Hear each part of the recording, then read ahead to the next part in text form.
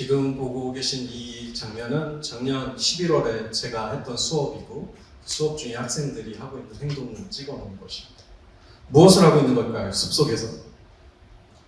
아니면 이 수업의 제목은 뭘까요? 숲과 인문학 이런 걸까요? 아니면 보물찾기 이런 수업일까요? 아이러니하게도 이 수업의 제목은 인공지능 시대의 예술입니다. 인공지능 시대의 예술을 하겠다라고 하는 수업인데 지금 숲에서 하고 있는 거죠. 이들이 찾아낸 혹은 찍어낸 이미지는 다음과 같습니다. 보시면 좀 굉장히 좀 비정형적인 그런 이미지들이 많은데 왼쪽에 상단에 있는 저 이미지를 보시면 개미 3마리가 이렇게 엉켜 있지 않습니까? 근데 저는 이제 개미 3마리가 엉켜 있다고 이렇게 표현을 하지만 사실 그 이상이죠. 저것을 표현할 만한 다른 언어들이 굉장히 많이 필요합니다. 어떤 방향이고 어떤 모습으로 이렇게 엉켜 있는지를 좀 더 자세하게 설명해 주는 사람은 문학적 감성이 있는 거고요. 그렇지 않으면 이제 단순한 서술을 하는 거지만 사실 그것도 모질할 것이죠. 아니면 이쪽에 오래된 솔방울에서 자라난 버섯이라든지 물론 이런 것들이 현재 생성인공지능이 재현이 안 되는 건 아닙니다.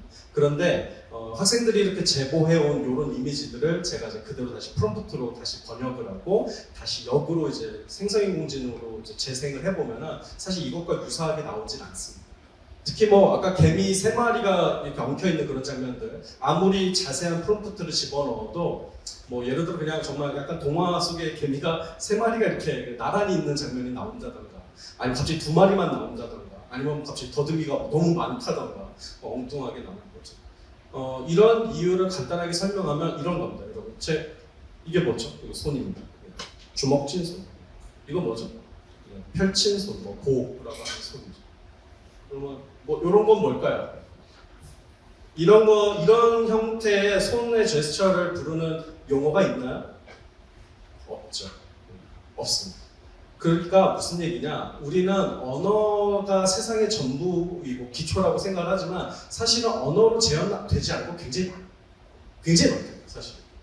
그러니까 언어로 재현되지 않은 것을 생성인공지능에게 예를 들어 재생하라고 하는 것 자체가 좀 무리한 요구인 거죠. 왜냐하면 생성인공지능 자체가 언어적인 데이터로 공부를 한 기계인데 이런 것들, 인간도 언어 표현하라는 잘 못하는 이런 것들을 어떻게 표현하겠습니까? 그래서 아직까지도 생성인공지능이 손의 섬세한 표현을 못하고 있습니다. 물론 된다라고 하는 사람도 있지만 그것은 그때그때 땜질을 하고 있는 거예요, 사실은. 정확하게 이 기본적인 원리에서는 이 손에 굉장히 복잡하다는 이런 섬세한 표현들을 사실 생성인공지능이 아직 정복하지 못하고 있습니다.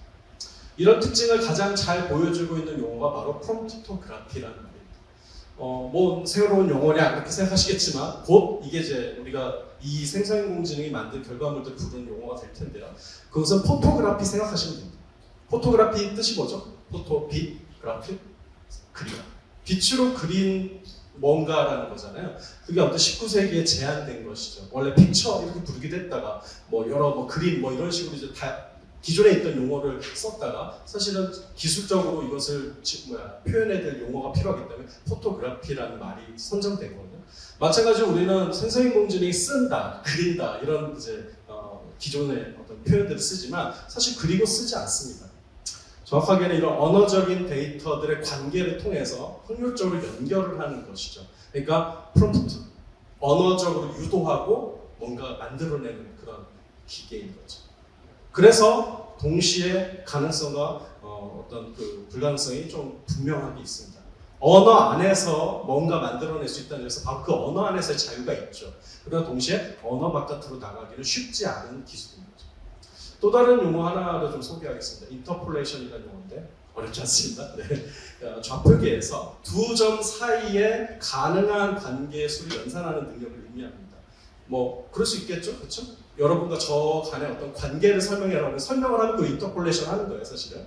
근데 예를 들어 황금, 우엉, 조림 레시피를 만들어줘 라고 우리가 챗GPT에 넣었다고 칩시다. 그럼 어떻게 작동합니까? GPT가 한참 고민했다가 우엉 조림 내가 먹어봤는데 황금이 들어갈 정도로 맛있으려면 이렇게 만들어야 돼. 이런 판단을 내리면 전혀 아니죠. 그런 원리로 움직이지 않습니다. 어떻게 움직여지냐? 황금, 우엉, 조림, 레시피 만들어줘. 요 5개의 단어가 있고요. 이 5개의 단어가 워드가 인베딩 돼 있는 거예요. 어떤 공간에, 언어들의 어떤 예를 들어 뭐 호텔방에 그 공간들 사이를 누비면서 가장 이 5개의 단어들을 가깝게 연결할 수 있는 수를 찾는 거예요. 그러니까 세상에 없더라도 뭐 요 정도면 가까운 수들이야 하면서 이제 그 인근에 있는 그런 단어들을 확률적으로 결합하기 시작하거든요. 그래서 무슨 얘기냐?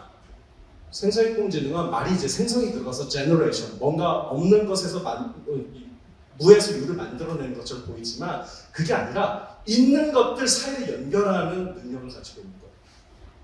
그러니까 우리가 왜 이 기계에 대해서 천사를 보내냐면 우리 있는 것 안에서 연결하는 능력을 모두 다 가지고 있지 않기 때문에 우리가 모르는 것 바깥에서는 사실 연결할 수 없거든요. 근데 이제 기계는 워낙 방대하게 공부를 해놓으니까 그걸 연결할 수 있기 때문에 마치 모든 걸 다 해결할 수 있는, 모든 걸 제너레이션하는 모델처럼 보이는 것이죠.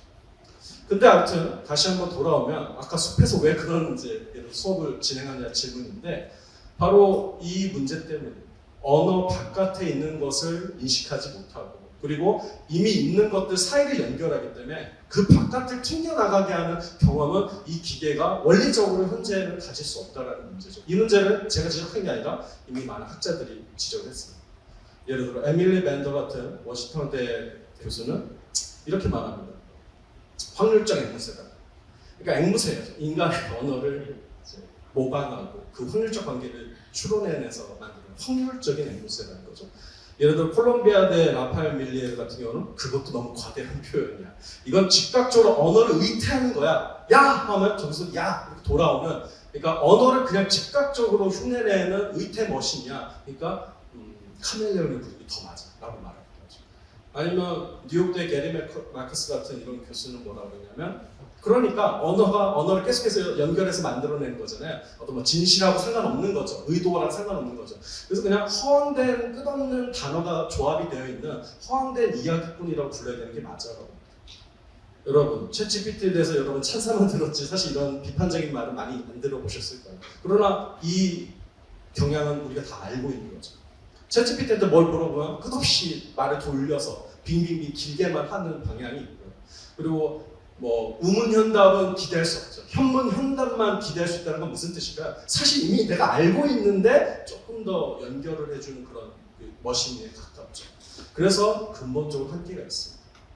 그리고 가장 큰 문제는 아까 황금 우엉 조림 레시피가 문제인데요. 구글에서 검색을 해보세요. 굉장히 많은 그 레시피가 지금 떠 있어요. 근데 읽어보시면요 비슷해요. 그게 무슨 말이냐? 지난 한 3년 동안 챗GPT가 이제 대중화되면서 많은 그 블로거들이 특히 이제 레시피를 만들어서 이제 컨텐츠를 이렇게 뷰스를 올리는 이런 이제 블로거들이 이걸 자동화하고 있습니다. 그러니까 세상에 없거나 아니면 있는 어떤 그런 재료와 관련된 그런 레시피들이 막 계속해서 생산돼서 올라가고 있거든요. 그런데 황금 우엉조림 레시피가 너무 비슷해요. 여기까지 상관없어요. 뭐 만들어낼 수 있죠. 그 인터폴레이션을 통해서. 그런데 예를 들어 나중에 기계가 이것까지도 먹이로 삼으면 어떤 일이 일어날까요? 정보가 엄청나게 납작해지죠. 아까도 얘기했지만 이 관계들에서 가장 높은 수를 연결하는 겁니다. 가장 확률이 높은 수만. 나머지 확률이 떨어지는 언어들을 연결을 하지 않죠. 이런 컨텐츠들. 그러면 높은 것들을 다시 먹이로 삼아서 또 다시 내뱉으면 얼마나 납작해질까요? 그러니까 세상에 다양한 레시피가 있는데 이만큼 납작해지고요. 동시에 이걸 먹고 기계가 또 다시 배출을 하면 더 납작해지는 것이죠. 그래서 어떤 문제가 생길 거라는 거예요. 그리고 저도 실제로 교실 안에서 문제를 느끼고 있습니다. 예를 들어 어떤 학생에게 질문을 하면 질문 즉답이 되게 어려워지는 시대에 살고 있다고 제가 느꼈고요. 그리고 잠깐만요 생각해 볼게요. 모르겠습니다 라고 한다든가 아니면 대답을 해도 뭔가 어디서 들어본 듯한 이야기를 다시 반복 재생하는 경우도 많아지고 있거든요. 그러니까 뭐냐면 우엉 조림 레시피는 그 얘기뿐만 아니라 인간이 그러고 있다는 거예요. 인간이 스스로가 자신의 뎁스가 점점 이렇게 납작해지는 그런 상황이 일어나는 거죠. 그래서 좀 개탄스러운 부분이 있죠. 저 같은 경우는 사실은 챗GPT나 이런 생성인공지능을 국내에 가장 먼저 알린 그 교양 수업을 제가 만들었었는데 사실 그때는 이런 기술이 있어 놀랍지 않니? 재밌지 않니? 하면서 이제 그런 재미난 놀이로서 기술을 다뤘는데요. 지금 와서는 좀 후회가 되는 부분이 있습니다. 결국은 현재의 결론은 뭔가 더 창의적이고 뭔가 우리를 막 해방하는 어떤 그런 리터러시로 작동하는 게 아니라 납작하게 만드는 방식으로 작동하고 있지 않는가라는 질문이에요. 그래서 저는 오늘날 생성인공지능 시대는 오히려 감각이 훨씬 더 중요하다고 생각합니다. 근데 이 감각은 뭐냐? 언어할 수 없는 감각이에요. 생애 처음 맡아본 냄새에 대해서 묘사를 해본다든가, 물론 어렵죠. 뭐 이런 이상한 제스처나 비정형적인 이미지를 찾아서 생성인공지능이 구현할 수 없는 이미지들을 찾아서 이해하는 능력들. 그러니까 인간도 사실은 납작해져 있었던 건데 기존에. 근데 더 납작해지기 전에 이제 비언어적인 그런 경험들을 경험하고 또 찾고 하는 그런 노력이 필요하다는 거죠. 그래서 역설적으로 생성인공지능 시대에 우리는 기계를 붙잡고 교양을 배울 게 아니라 기계 너머로 나아갈 수 있는 새로운 감각을 찾는 교양을 찾아야 된다고 생각합니다. 그럼 또 이런 얘기를 하면 이제 저 사람 처음에 챗GPT로 많은 홍보를 하다가 갑자기 이제는 반 챗GPT 전선에 섰네 이렇게 생각하시겠지만 제가 생각한 기계 쓸모는 또 따로 있습니다. 그 마지막 슬라이드인데 그 왼쪽에 있는 저 이미지는 22년에 제가 미드저니 보스로 만든 이미지입니다.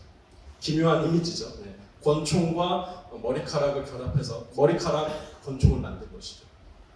좀 새롭죠. 왜냐하면 우리는 머리카락의 속성과 권총의 속성이 완전히 다르거든요. 그리고 뭐 부드럽고 딱딱하고 뭔가 이런 질감도 다르고 심지어 카테고리도 다른 이런 언어적인 그런 부분에 있는데 이것들을 중간 단계를 인터폴레이션으로 했더니 이렇게 머리카락으로 이루어진 저런 이상한 새로운 형태의 이제 권총을 만든 거죠.